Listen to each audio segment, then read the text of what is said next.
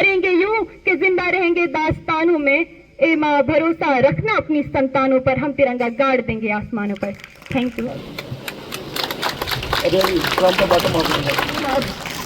Miss Moni Gupta 457 marks, miss Reena Akhtar 457 marks, miss Niharika Malhotra 455 marks. अब मैं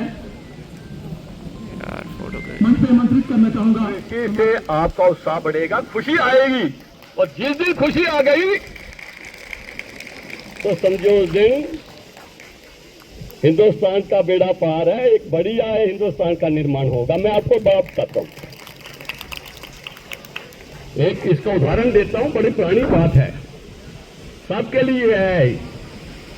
ये ऐसा नहीं है कि इस्लाम के मानने वालों के लिए है या हिंदू सनातन धर्म के लिए या सरदारों के लिए, सिखों के लिए, ऐसा नहीं है। मैं आपको बताता हूं कि जब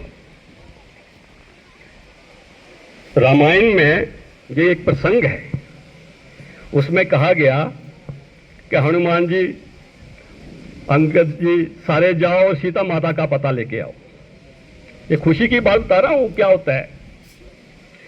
तो सारे ढूंढ रहे थे तो नाकामयाब हो गए। नाकामयाब हो गए तो सारे के सारे जो हैं वो आगे हनुमान जी के पास। जैसे हनुमान जी के पास पहुंचे तो उनको पूरी बात सुनाने लगे कि तुम इतने बढ़िया हो, सब कुछ कर सकते हो। तो उनको खुशी आना शुरू हो गई, पुरानी यादें आना शुरू हो गई। और जैसे शुरू हो गए तो उन्होंने छलांग लगा दी, कहा अभी सीता माता का पता लेके आता हूँ। वो तो बताओ कैसे पता लेके आओगे? कहते इतनी खुशी मुझे जिंदगी में कभी मिली नहीं, और अब खुश हूं तो बाहर लंका में जाके सीता माँ का पता लेके जरूर आऊंगा। कहो तो सीता माता को ही साथ उठा के लाऊंगा। तो जो भी काम करो, जो भी काम करो बढ़िया तरीके से खुश होके करो।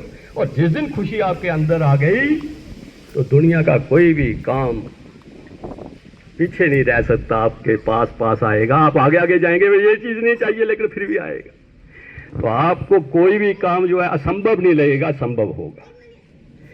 आपको मैं और बता दूं कि हनुमान जी के पूरी दुनिया में सबसे ज्यादा मंदिर हैं। भगवान राम जी के नहीं है, कृष्ण जी के नहीं है, इतनी मस्जिद भी नहीं है, सबसे ज्यादा है। और बताऊं मैं क्या बात है, simple living and high thinking. Simple living और हाई थिंकिंग फंडा बड़ा जरूरी है। कहीं भी पीपल के नीचे रह देते हैं, एक पत्थर लाते हैं, उसको सिंदूर लपेटते हैं, एक उसको क्या करते हैं जय जंगली। उसका यही है कि सिंपल रहो, सीधा सोचो, देश के बारे में सोचो, गौरव शर्मा की तरह सोचो कि हमने देश के लिए काम करना है और हिंदुस्तान को बढ़िया बनाना है। ये इस स्कूल में बड़े सारे प्रिंसिपल आए, Mahendra ji as a lecturer भी रहे, तब भी हम आते रहे। जब भी इनको ये दायित्व मिला प्रिंसिपल का तो इन्होंने इस स्कूल को वाइब्रेंट बनाने की कोशिश की है। हमारे लिए तो ये मंदिर है। मेरी पहचान अभी यहाँ हमारी छोटी बहन दे रही थी, मेरी पहचान एसपी नहीं, आईपीएस नहीं, मेरी पहचान यही है कि मैं स्टूडेंट जो हूँ इस स्कूल का हूँ। और आपके लिए ये बताना चाहता हूँ, विजय जी भी यहीं के, बाकी वाले ऊपर जो सारे ऊपर से वो यहीं के, जितने भी बैठे हैं ये सारे यहीं के हैं। इनके साथ तो वॉलीबॉल खेलना रहता ही था, क्रिकेट खेलना रहता था, अपने दोस्त हैं। लेकिन अगर आप यहाँ से शुरू हुए हैं, इसकी इज्जत करेंगे, घर वापसी हो जाएगी, तो मुझे लगता है सबसे बढ़िया काम का हम कर सकेंगे। मैं एक टीचर्स के लिए भी कहना चाहता हूँ, मैं नहीं कहता हूँ कि सब के सब स्टूडेंट एक जैसे होंगे। तो यहाँ लगता है आपको किसी की कमी है, उसको अडॉप्ट करें। मैं गारंटी से कहता हूँ जिस दिन आप उस बच्चे को अडॉप्ट करेंगे वो आपके जिला में कलेक्टर बन के लौटेगा। और ये स्कूल है वो पहले पूछेगा मेरे स्कूल का क्या हुआ, मेरे स्कूल में कोई कमी तो नहीं है। गौरव जी तो उस बात से मुक्त हैं, लेकिन हम जैसे ही जब जिस स्कूल में ये पढ़े हैं उस स्कूल का तो कहीं ना कहीं वो पीछे याद आ जाती है। इस स्कूल में पढ़ा था, ये वाले टीचर थे, आज मुझे भी वही याद आ रही है। तो जैसे ही मौका मिलेगा वो कलेक्टर जरूर जहां आएंगे और बताएंगे इस स्कूल की प्रॉब्लम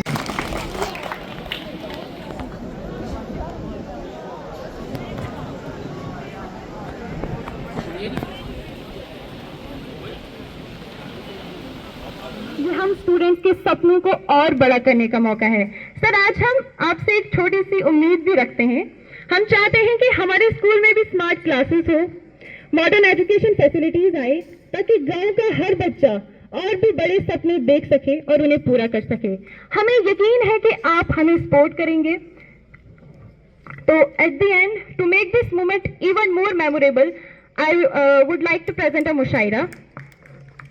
भले कच्ची उम्र में जिंदगी की शाम आ जाए, भले कच्ची उम्र में जिंदगी की शाम आ जाए, ये मुमकिन ही नहीं कि खून पे इल्जाम आ जाए।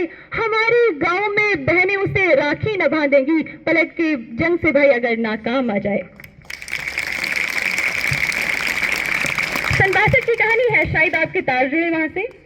अंधा बेटा युद्ध पे चला, अंधा बेटा युद्ध पे चला, तो न जा उसकी माँ बोली। वो बोला, कम कर सकता हूँ मैं भी दुश्मन की एक गोली, जिक्र शहीदों का हो तो क्यों उनमें मेरा नाम भी आए। देखो वीर जवानों, अपने खून पे ये इल्जाम ना आए। माँ न कहे कि मेरे बेटे वक्त पड़ा तो काम ना आए, माँ न कहे कि मेरे बेटे वक्त पड़ा तो काम ना आए। और देश मेरे तेरी शान पे सदके, कोई धन है क्या तेरी धूल से भड़के, तेरी धूप से रोशन तेरी हवा पे जिंदा, तू बाग है मेरा मैं तेरा परिंदा। है अर्ज ये दीवाने की, जहां भोर सुहानी देखी, एक रोज वही मेरी शाम हो।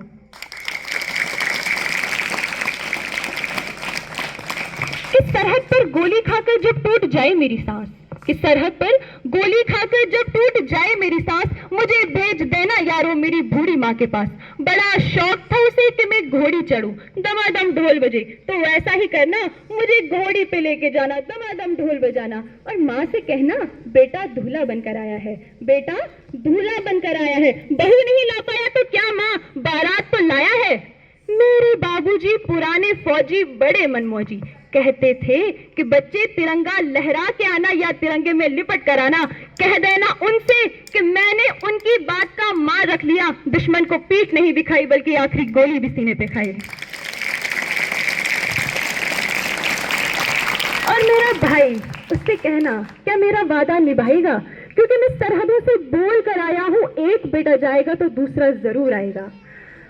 और मेरी बहना, उससे कहना मुझे याद था उसका तोहफा, लेकिन अजीब इत्तेफाक हो गया, राखी से पहले भाई राख हो गया, राखी से पहले भाई राख हो गया। और वो कुएं के सामने वाला घर, 2 घड़ी वहां जरूर ठहरना, क्योंकि वहीं तो रहती थी वो जिससे जीने मरने का वादा किया था। कह देना उससे कि भारत माँ का साथ निभाने में उसका साथ छूट गया और एक वादे के लिए दूसरा वादा टूट गया। बस मेरी आखिरी गुजारिश और मेरी